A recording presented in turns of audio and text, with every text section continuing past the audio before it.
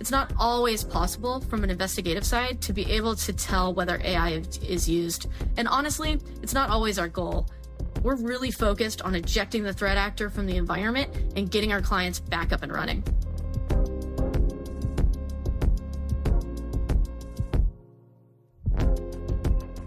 Welcome to Threat Vector, a segment where Unit 42 shares unique threat intelligence insights, new threat actor TPTs, and real-world case studies. Unit 42 is a global team of threat intelligence experts, incident responders, and proactive security consultants dedicated to safeguarding our digital world. I'm your host, David Moulton, Director of Thought Leadership for Unit 42.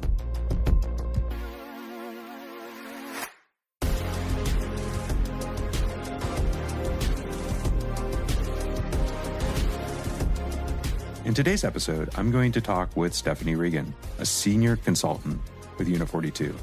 Stephanie started her career in law enforcement and now specializes in compromise assessment and incident response.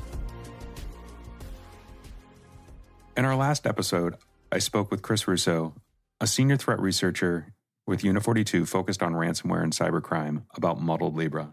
Chris painted a picture of a determined and dangerous adversary. Today, I want to talk with Stephanie to hear her insights and advice when it comes to responding to an attack from Muddled Libra and groups like them. To kick us off, can you share the number of matters that you've been involved with when it comes to Muddled Libra? Yeah, my numbers are likely a little higher since we're not always confident on attribution. However, I've worked definitely at least a half dozen cases with Muddled Libra. And can you share a detail or an insight from a matter that really sticks out to you? One of the things that really sticks out to me about Muddled Libra cases has been the reconnaissance portion of the investigation. A lot of the times we see threat actors doing a really light reconnaissance, trying to figure out where they're at in the environment and how they can navigate. I've seen them deep dive the how-to and the technical docs. They're really trying to get a really deep understanding of the environment and how to connect and change their level of persistence, as well as further their access into the environment. So Chris mentioned that this group is prolific when it comes to use of phishing kits and social engineering. And what are some of the ways that you've seen success in combating these approaches? These approaches are really successful because it's focused on that human factor. People are focused on their jobs, getting their jobs accomplished. MFA is a huge must, and moving towards more secure methods of MFA, getting away from using SMS for our multi-factor authentication. Really thinking about where is your data stored when it comes to help desk information. We've seen phishing and spoofing of help desk personnel. So really thinking critically about where is the information that the user might use to reset their password through the help desk. One of the things that we've talked about that they use a lot of is domain typo squatting and also buying access from initial access brokers.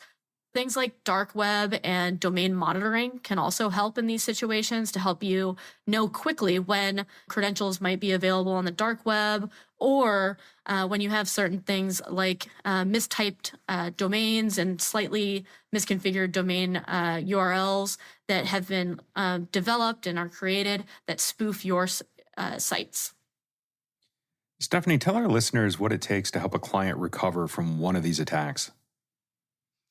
Especially with a Muddled Libra attack, I think moving quickly to understand the level of persistence that has been able to be obtained at the time of detection is really important. IR playbooks are essential. Knowing the actions that you're going to need to take before you're in the emergency environment. Password resets, asset resets, those have to have a plan around them, because when you're in large environments and you're trying to reset passwords for thousands of users, that's very difficult. It's going to be kind of that whack-a-mole game to keep kicking them out of one account, but they can use another one to get right back in. Another crucial piece with Muddled Libra and many threat actors today is getting to out-of-band comms very quickly as well. A lot of threat actors, including Muddled Libra, like to sit on and listen to whatever your chat platform of choice is and trying to understand what actions the IT team and maybe the investigators are taking. Getting out of band and being able to really coordinate your approach quickly to get your environment reset is very important. Final question for you. Do you expect that there'll be copycat groups out there that take Muddled Libra's playbook and use it, expand on it? I think that the idea of copycats is an interesting one in this era of cyber. Being able to see the success of Muddled Libra and other groups like them and have enough information about them to be able to copy, definitely I can see people doing that. However, one of the things to keep in mind is that we hear a lot about like RAS, ransomware as a service, initial access brokers, and things like that. So we're seeing a lot of blending of TTPs, IOCs, indicators, but also as far as that goes, things that look like the same threat actor that might be slightly different because they're sharing resources and have really become this complex marketplace today. Stephanie, thanks for joining me today on Threat Vector and for sharing your insights and experience defending against Muddled Libra. If you're interested in reading more about this threat actor group, visit the Unit 42 Threat Research Center and look for the Threat Group Assessment on Muddled Libra. We'll be back on the CyberWire Daily in 2 weeks. Until then, stay secure, stay vigilant. Goodbye for now.